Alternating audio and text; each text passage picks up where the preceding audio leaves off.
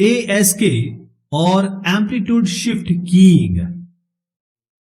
Here, the way of digital modulation, two binary values are represented, that is may be 0 or 1, they are represented by different amplitudes of the carrier frequencies.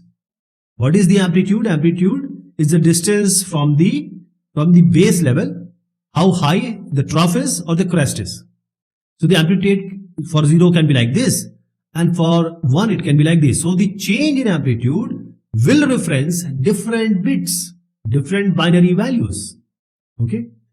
So changing the amplitude, we can represent different binary values. Okay. The problem here is in ASK, it is quite susceptible to noise, and people regard it as not that efficient modulation technique. And this is used for up to 1200 bit per second on the voice grade lines, that is the telephone lines called, and very high speeds over optical fiber. ASK, let me tell you more about this.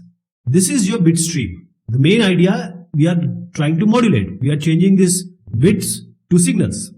So this is the carrier wave. It has a frequency, it has an amplitude, it has a phase.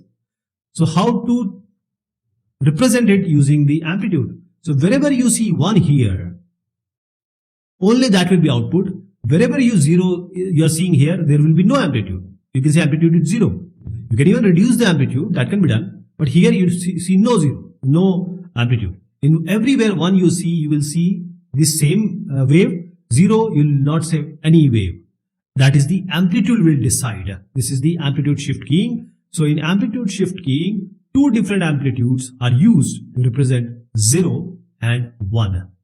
More than 2 levels can be used to encode multiple bits also per symbol. For example, in one symbol you can send 00.